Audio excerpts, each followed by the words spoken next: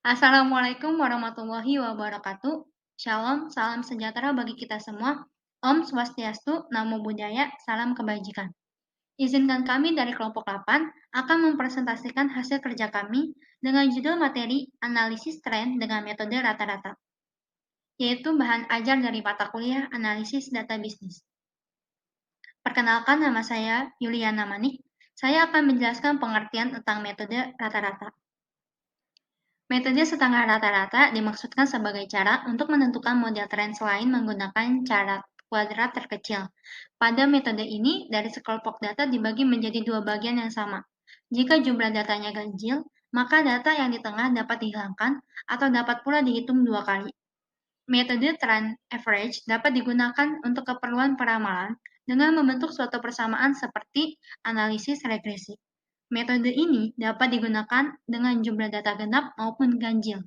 Dalam analisis tren ini, unsur subjektivitas mulai dihapuskan karena teknik peramalannya sudah menggunakan perhitung-hitungan.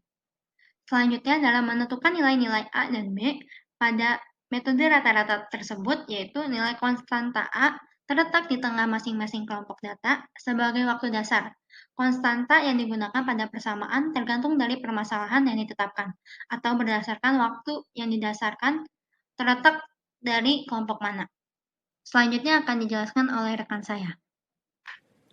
Saya Ayel Sanathania akan menjelaskan tentang prinsip dasar. Metode rata-rata pada prinsipnya adalah membagi data dalam dua bagian, yaitu kelompok pertama dan kelompok kedua. Selanjutnya, dua kelompok tersebut digunakan sebagai dasar untuk perhitungan tren. Y sama dengan A plus BX. Keterangannya, Y adalah nilai tren atau peramalan periode tertentu. A adalah konstanta atau nilai tren pada periode dasar. B adalah koefisien arah garis tren atau perubahan tren setiap periode, dan X adalah unit tahun yang dihitung dari periode dasar. Saya Reza Dewi Sofwana akan menjelaskan mengenai kelebihan dan kekurangan metode rata-rata. Kelebihannya yang pertama merupakan metode proyeksi yang mudah dan sederhana. Kekurangannya yang pertama tidak memperhitungkan data yang ekstrim, yang kedua tidak mempertimbangkan unsur tren dan musiman, yang ketiga tidak mempertimbangkan variabel lain yang dapat mempengaruhi nilai prediksi. Langkah-langkah menentukan garis tren. Pertama, data dikelompokkan menjadi dua bagian dengan jumlah data yang sama. Jika banyak data ganjil, maka data yang paling tengah tidak diikutsertakan dalam perhitungan atau dimasukkan dalam dua bagian tersebut. Masing-masing kelompok dicari rata-ratanya, misalnya Y1 dan Y2. Ketiga, tentukan titik absis yang dipilih dari variabel X yang berada di tengah masing-masing kelompok. Keempat, masukkan dua nilai koordinat dalam persamaan Y sama dengan A plus BX sehingga akan diperoleh dua persamaan. Kelima, atau yang terakhir adalah tentukan nilai koefisien A dan B dengan cara eliminasi dan substitusi. Contoh soal, di sini diketahui grafik produksi bawang merah per ton di Indonesia pada tahun 2001 sampai 2012. Yang A, yaitu buatlah persamaan trennya. Untuk mengetahui sebuah persamaan tren, step pertama yang harus kita lakukan adalah mencari rata-ratanya. Nah, di sini, di grafik ini dibagi menjadi dua kelompok, yaitu kelompok pertama dari 2001 sampai 2006, dan kelompok dua yang terdiri dari 2007 sampai 2012. Nah, cara mencari rata-ratanya, yaitu rata-rata kelompok pertama ya, kita cari dulu, adalah total jumlah dari bawang merah dari 2001 sampai 2006 dibagi dengan total jumlah periode 2001 sampai 2006, maka akan didapatkan hasilnya yaitu 778,6.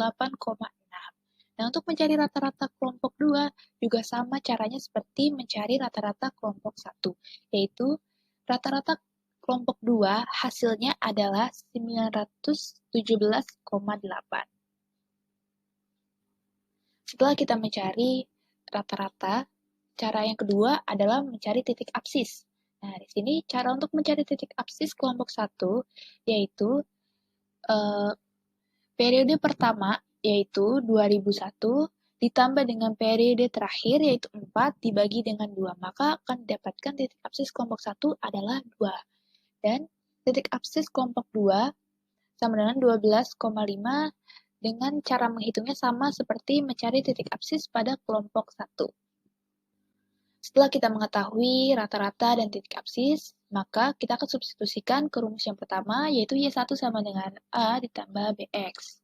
Y adalah 778,6 sama dengan A, karena kita belum tahu A-nya berapa, ditambah B. B-nya juga belum diketahui berapa, dan X-nya adalah 2.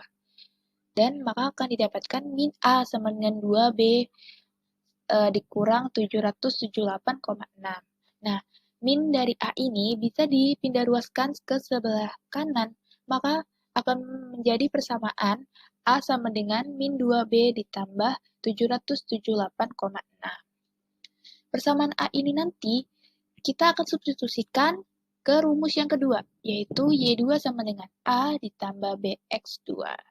Y2 sama dengan A ditambah BX. Nah, Y-nya adalah 917,8 sama dengan A. A-nya adalah min 2B ditambah 778,6 ditambah B dikali dengan X. X-nya adalah 12,5. Maka akan diketahui B-nya adalah 13,2.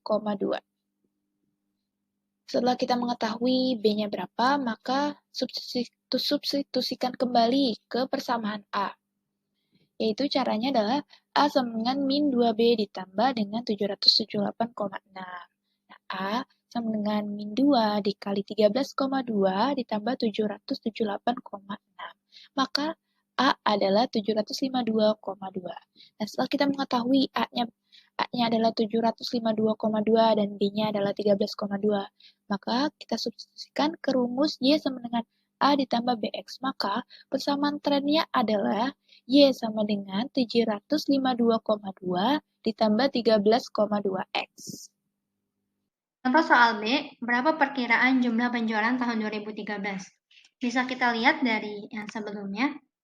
Persamaan trennya itu adalah Y sama dengan 752,2 ditambah 13,2X. Y 2013, maka nilainya adalah X sama dengan 11.